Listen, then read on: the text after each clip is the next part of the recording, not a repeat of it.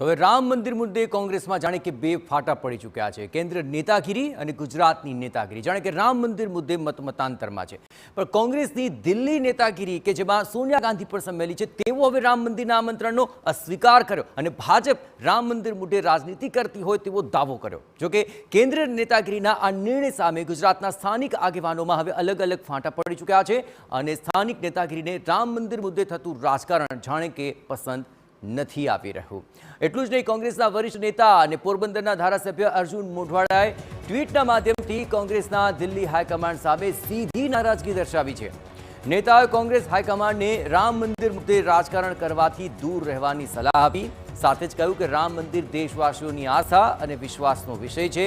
કોંગ્રેસે આવા રાજકીય નિર્ણયોથી દૂર રહેવું જોઈએ। વધુમાં મોઢવાડાએ લખ્યું કે ભગવાન શ્રી રામ આરાધ્ય દેવ છે, તે આસ્થા અને વિશ્વાસનો વિષય છે। જો કે અર્જુન મોઢવાડાના આ ટ્વીટ બાદ સૌરાષ્ટ્રના અન્ય કોંગ્રેસી નેતા અને પૂર્વ ધારાસભ્ય તથા આહિર નેતા અમરીશ ડેરે પણ કેન્દ્ર નેતાગીરીના નિર્ણયને પડકાર્યો છે। તેઓએ પણ ટ્વીટના માધ્યમથી કોંગ્રેસના નેતાઓને સલાહ આપી કે કોંગ્રેસના અમુક લોકોએ ખાસ નિવેદનથી દૂર રહેવું જોઈએ, તેઓએ લોક લાગણીનું સન્માન કરવું જોઈએ। મર્યાદા પુરુષોત્તમ શ્રીરામ આપણા આરાધ્ય છે। ભારતના અગણિત લોકોની આસ્થા નવનિર્મિત મંદિર સાથે વર્ષોથી જોડાયેલી છે।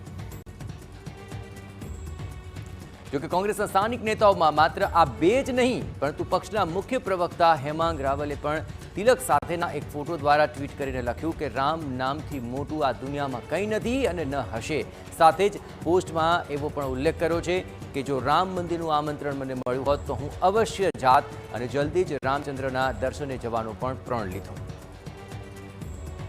દિલ્હી હાઈકમાન્ડના નિર્ણય અને કોંગ્રેસના સ્થાનિક નેતાઓની પોસ્ટથી પક્ષમાં હડકંપ મચી ચૂક્યો છે।